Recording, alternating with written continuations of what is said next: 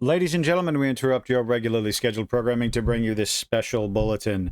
Jeff Keighley's Video Game Awards nominations are out, and, well, Black Myth Wukong looks to be nominated for quite a few awards, including Game of the Year. Personally, I think it should win, but that's my opinion, and that only counts for 10% of the voting power, according to Jeff Keighley. Well, all the usual suspects seem to be up in arms, and this should come as no surprise, considering the bit of the history that Black Myth Wukong and their Chinese development studio has with the lamestream Western video game journalists. Going all the way back to June, it would appear. Way back in June, it was reported that the developers at Black Myth Wukong were offered consultation by none other than Sweet Baby Inc. for a cost of $7 million. Now, obviously, that's rather exorbitant and possibly could just be 7 million yuan. I went and found out the pronunciation of that. $7 million in Chinese currency, which equates to about $1 million in US, which is a little bit more believable. And it was odd because right around the time this information came out, it gave a little bit of explanation as to why websites like IGN and all the usual suspects went on the attack, going after the studio with accusations of sexism, among other things. One article after another, one reporter going in to act like they were going to review the game, but persisting in asking the developers about this so-called scandal. And of course, they told them where to go with that over and over. Naturally, all the usual suspects, again, came out and parroted every single article about Black Myth Wukong was nothing more than an NPC script update coming from IGN, citing IGN, one after another. And what did those articles manage to do for the game sales? Absolutely nothing, because, well, they soared through the roof. What happened after that? Again, the usual suspects came out and said, well, it's the Chinese audience primarily that's playing. Look how much it dropped off. And yes, it did. But there's no denying gamers are gamers are gamers. Whether you're in Australia, China, Europe, Africa, South America, or the good old US of A. Gamers want enjoyable games. They want it fun. Make it fun first, ladies and gentlemen. And apparently that's what the studio did with Black Myth Wukong. Rather popular. Well, now that it's been nominated, we have a whole new batch of criticisms coming out over here with Polygon. Black Myth Wukong is one of the lowest rated Game of the Year nominees in Game Awards history. The ratings of the games mean about as much as Jeff Keighley's awards, because it's just a laughing stock, something for gamers to point and laugh because, hey, what do you want us to do when we're only 10% of the voting power for these awards? The Monkey King made a big impression despite worse than average scores from the players or from the so-called journalists and professional critics. Shortly after the Game Awards, creator-host Jeff Keighley, the Putz himself, announced the nominees for this year's installment. Amateur Analyst Online discovered... Amateur Analysts? Discovered Black Myth Wukong is one of the lowest rated games to be nominated for Game of the Year in the show's 10-year history. 81 on Metacritic and 82 on OpenCritic. There's nothing wrong with that. The game sold quite a bit, and people are still playing it today. A lot more than Dragon Age Veilguard, that's for sure. Polygon double-checked this factoid, scanning both score aggregators for every Game of the Year nominee since the Game Awards debuted in 2014 and found it to be mostly true, which means slightly false. The one weird outlier is PlayerUnknown's Battleground, which scored a 77 on OpenCritic despite having an 86 on Metacritic. Well, that's what the score is now. What was it when the game came out, I wonder? We should also note that neither site provides detailed information on how or even if the scores have changed over time. Then we don't worry about them. We worry about what's been out this year. Basic journalism. Meaning there could be discrepancies. Gee, you think?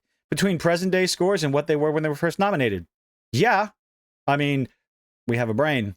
It's rare for the Game Awards Game of the Year nominees to dip below the 85 mark. Unless, of course, you're a video game. Well, I would think something more. At least I thought it would be something more than just the critic scores and the audience scores. Maybe the number of sales for the game, but that was proven factual, proven false last year with Hogwarts Legacy. But, what do we know? Some other games in the range include 2014's Middle-earth, blah, blah, blah, blah, Ghost of Tsushima, Resident Evil Village, Stray, etc., etc. Despite every other nominee scoring 90 or above, how much did the game sell compared to the other ones, huh? What about Balatro? Now, I know people are going to say that's a fantastic game, and I'm thoroughly enjoying it myself when I do play it. But when you have the vast majority of your audience going, what is that game? I've never heard of it. Then maybe it shouldn't qualify for a Game of the Year contender. Perhaps some other game with fantastic visuals and interesting gameplay, nice, good core combat mechanics, beautiful surroundings, and a pretty decent soundtrack. I don't know. Why not have Stellar Blade in there for Game of the Year? I think it sold pretty well, but who knows why they didn't put that in there. Despite every other nominee holding 9%, blah, blah, blah, blah, the Game Awards is also the first year to see the average Game of the Year score drop since 2021, the only installment in which every game scored below 90. Oh, okay. Black Myth Wukong, yada, yada, yada. Oh, has been a centerpiece of the culture war. Even you're even referencing the IGN article about allegations of sexism to this day. How have you not malfunctioned as of lately? My goodness, culture war within gaming after allegations of sexism. See, that has nothing to do with the culture war. It has to do with the accusations that Sweet Baby Stench tried to weasel their way in to consult on the game for an exorbitant price. And, well, the studio said, no, get to steppin', again, allegedly. And, well, all of a sudden, all these articles started coming out. A bit strange, don't you think?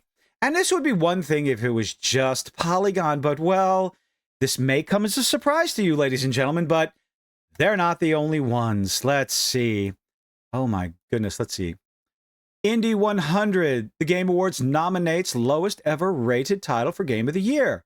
Game Rant, Black Myth Wukong Game of the Year nomination sticks out like a sore thumb.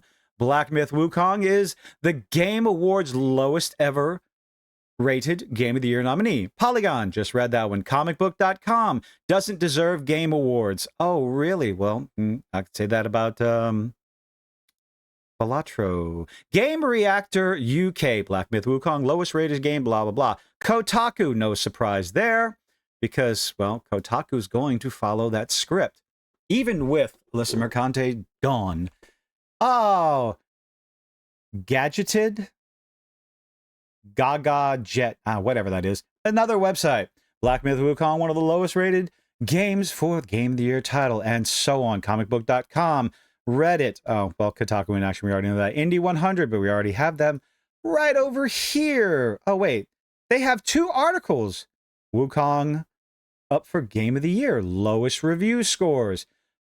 Pubity.com, Vice, Après Sala something or other. Looks like a French website.